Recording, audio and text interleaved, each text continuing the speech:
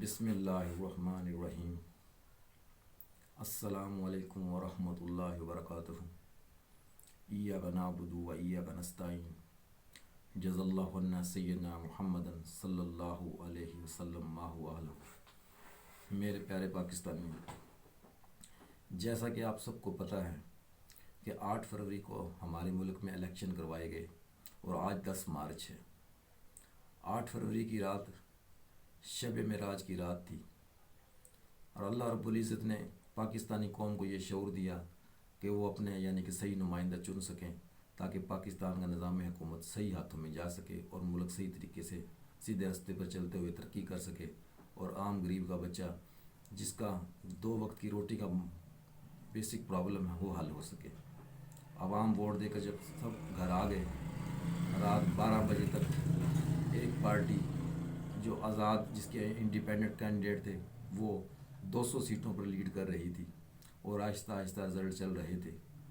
لیکن election conduct ہونے سے پہلے کیئر ٹیکر سیٹ اپ نے انٹرنیٹ کو فوری طور پر بند کر دیا اور کال سسٹم بھی فوری طور پر موبائلوں پر بند کر دیا، کیونکہ ان لوگوں کے ارادے ہم بھانپ چکے تھے، کیونکہ پچھلے 1.5 سال سے یہی پلاننگ چل رہی تھی کہ کس طریقے سے عمران خان کو ہرایا جائے، کس طریقے سے الیکشن کروایا جائے کہ عمران خان کی حکومت نہ بنے، عمران خان کی پارٹی کو پسے پش ڈالا جائے۔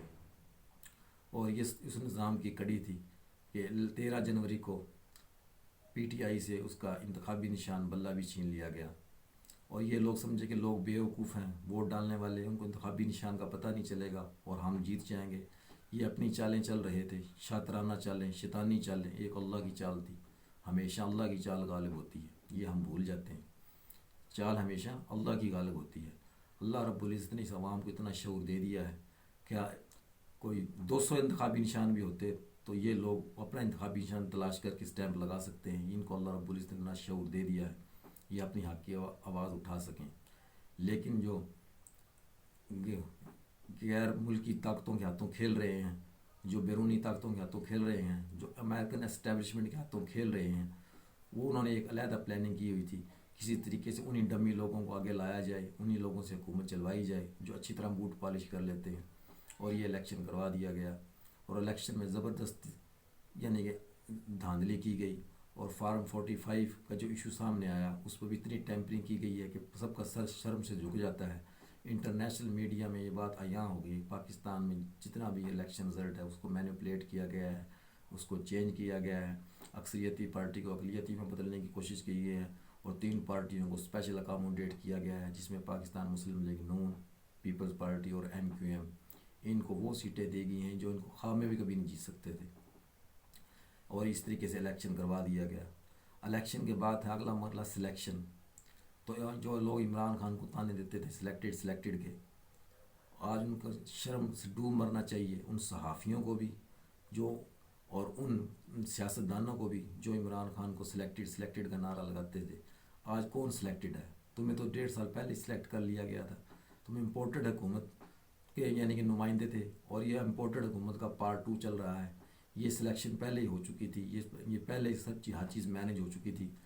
میاں نواز شریف کو بھی اس بات کا علم ہی نہیں تھا کہ اس کے ساتھ ہاتھ ہو جائے گا، لیکن ہاتھ تو ہونا ہی تھا۔ میاں نواز شریف نے اپنی کریڈیبلٹی لوز کر دی تھی، 4 سال وہ ملک سے باہر رہے، انہوں نے ایک انجیکشن تک نہیں لگوایا، اور اس ملک کے لوگوں کو بیوقوف سمجھنا شروع کر دیا کہ وہ پھر انہی کو ووٹ دے دیں گے، اور ان کی پارٹی کو زبردستی سیٹیں جتوا دی گئی۔ اسی طرح ایم کیو ایم کو بھی 17 سیٹیں زبردستی جتوا دی گئیں، ان کو پتہ نہیں تھا کہ ہم جیت رہے ہیں۔ فارم 45 ایک ایسا فارم ہے جو ٹی ایل پی کے پاس بھی ہے، جماعت اسلامی کے پاس بھی ہے، پاکستان تحریک انصاف کے پاس بھی ہے، اور بھی جماعتوں نے اپنا فارم 45 حاصل کیا۔ تو ہر فارم 45 کو تو نہیں تبدیل کر سکتے تھے، لیکن جس حلقے میں جن لوگوں کو ہروایا گیا وہ سب کے سب عیاں ہیں۔ تو میرا ارباب اختیار سے میں کہ ریکویسٹ کر رہا ہوں کہ آپ لوگوں نے کیسا کھلواڑ کیا، 50 ارب روپیہ اس قوم کے ٹیکس کا پیسہ آپ لوگوں نے برباد کیا۔ اگر انہیں کو حکومت دینی تھی تو مزید ایکسٹینڈ کر دیتے۔ آئین نام کی پاکستان کے اندر کوئی چیز ہے نہیں، 73 کے آئین کی کتاب ہم نے رکھ تو لی ہے، لیکن اس پر عمل درآمد کون کرے گا؟ عمل درآمد کرنے کے لیے کوئی تیار نہیں ہے۔ ہر طاقتور شخص یہ سمجھتا ہے کہ میں قانون سے بری ہوں۔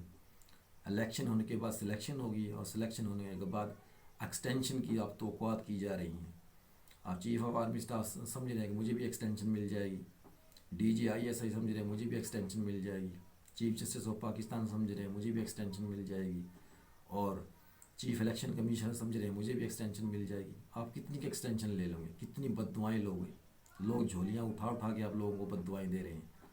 उस दिन से डरो जब अल्लाह की पकड़ आ जाएगी, कोई अजाब हम पर मुसल्लत हो जाएगा। ये रमज़ान का महीना आ रहा है, लोगों ने अगर बददुआएं करना शुरू कर दी तो आप लोगों को भागने की जगह नहीं मिलेगी। इज़राइल अलैहिस्सलाम आपको ऐसी ऐसी जगह से पकड़ेगा कि आप लोगों की रूहें निकलेंगी और आप लोगों को पता भी नहीं चलेगा हमारे साथ क्या हो गया।